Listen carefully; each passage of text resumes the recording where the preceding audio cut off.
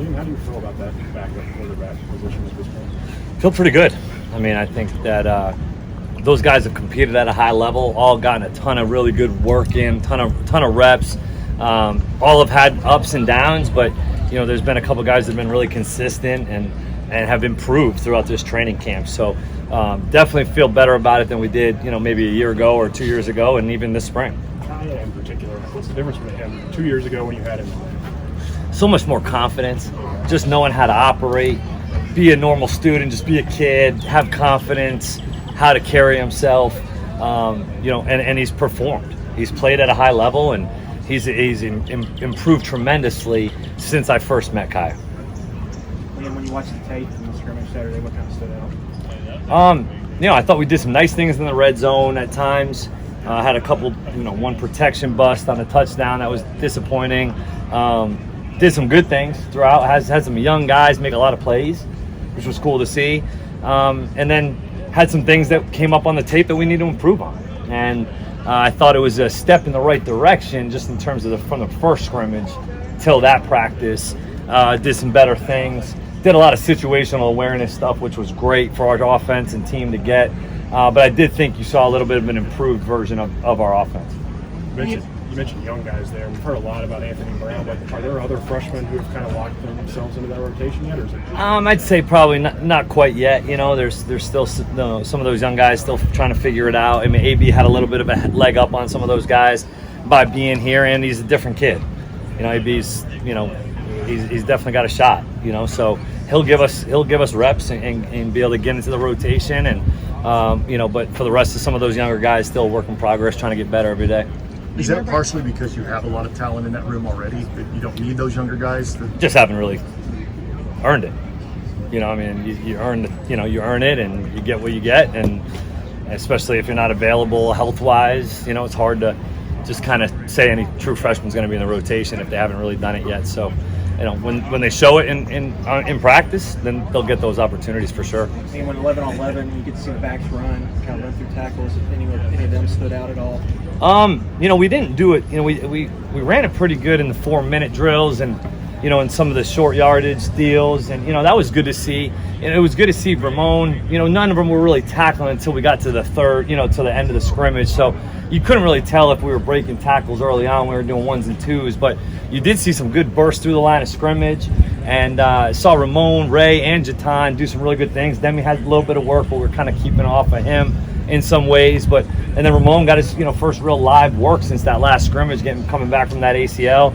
Jamar and Wilcox did a couple good things throughout the scrimmage as well. So feel pretty good about those guys, carrying the football, and be interested to see him live. Liam, Mark talked about some of the strides that Kel has made on and off the field, just since the spring. What have you seen from him saw from him during camp? And where he's at? Just trying to get more consistent.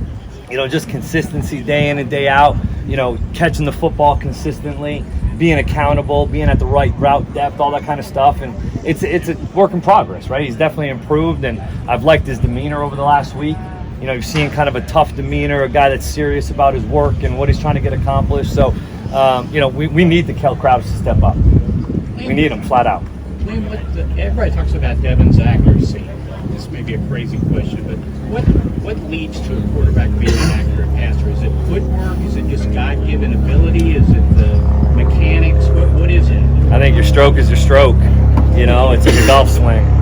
And if you are you got a natural stroke, a lot of those guys are typically pretty accurate. And it's not a lot of wasted motions. It's smooth. He's been throwing the football the same way for a long time. He hasn't had a ton of mechanical tweaks throughout his career. He's just got a natural stroke and throws the ball firm. That's what a lot of guys miss on, especially in the short to intermediate throws when they don't drive it. You lose accuracy. He drives it, which definitely makes that ball more catchable. So you've not had to work on mechanics at all with him? Or not really.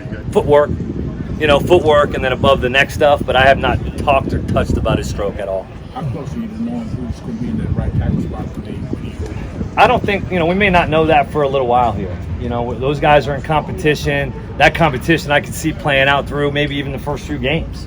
We want to be able to have more depth, play more guys, get more guys involved. And I think that ultimately if somebody doesn't fully emerge, but even if they might fully emerge, you still want to rotate.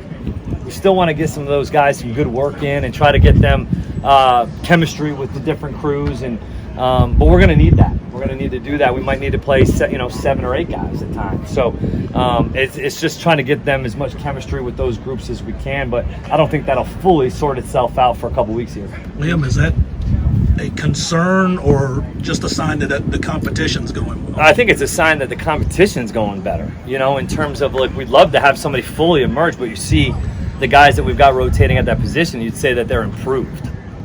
So that's a good thing. I definitely can say that Jeremy Flax has improved from the spring. I know that for a fact. And we got some of those other guys competing at that spot. Cortland and Dylan Ray, guys like that are getting reps at that right tackle position. Well, they got to keep doing their thing, keep pushing that envelope. But all of them have earned some time. And at the end of the day, how much time that is, I'm not sure quite yet. But it's not a full, clear-cut deal, but that's a good thing right now. You mentioned how hard is it to, I know we hear that a lot, want to have rotation, want to play 9 guys, but how hard is it to actually, when push comes to shove, put the backups in? Oh, we're not. Yeah, I'm more so mean, like, if something happens and we got to swing, that's more so. All right, if the right tackle position is not fully sorted out yet, well, you rotate them every series, every 2. You can do that with one position. I don't think you can do that at multiple different positions to kind of disrupt some of the chemistry within the unit. But I think we need to have 8 ready to play. I think we do have 8 guys that are fully capable, maybe 9, that are fully capable of going in and playing for us, but that doesn't mean that's going to be a full rotation at that point. You mentioned Jamarian as a guy who made some plays Saturday. What do you like about him whenever he does prove ready to play? What does he add to that? He's got some gas, man. He's got real gas. He can really run with the football outside the tackles. He had had a good catch in the scrimmage. He's done some nice things for us, and he's a little slasher. He's a little slasher between the tackles. He's a one-cut guy, vertical, man. I like the kid. I like him, and he's growing, and just on and off the field, getting better and better, and more trustworthy, and a guy that you can count on. And you can tell it means a lot to the kid.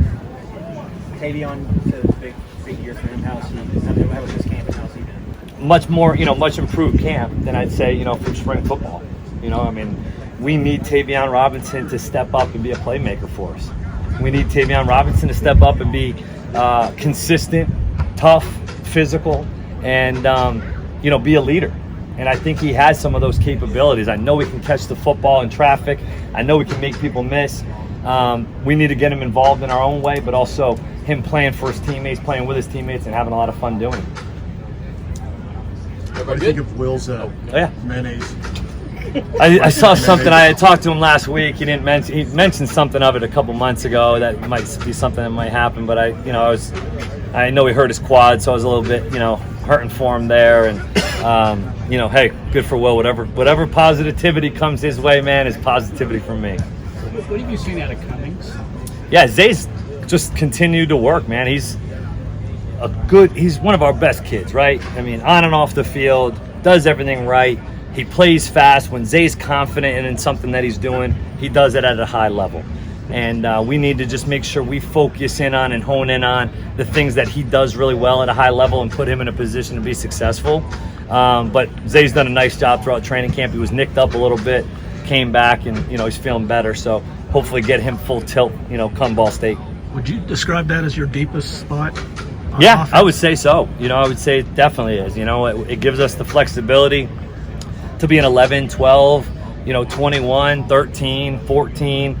And all those guys are a little different, right? They all have their own kind of niche and some of the things that they do well and what others do well. And, we definitely need to get those guys on the field and put them in a position to be successful.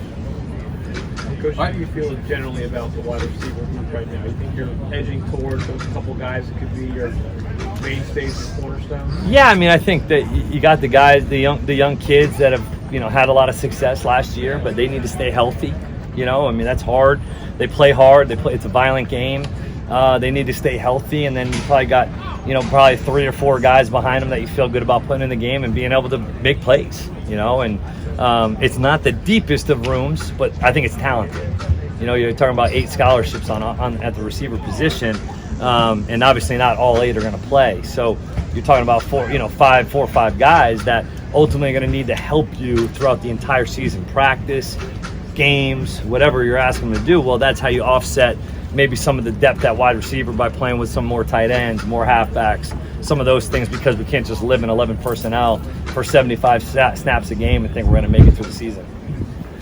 All right, folks, thank you. Thanks guys.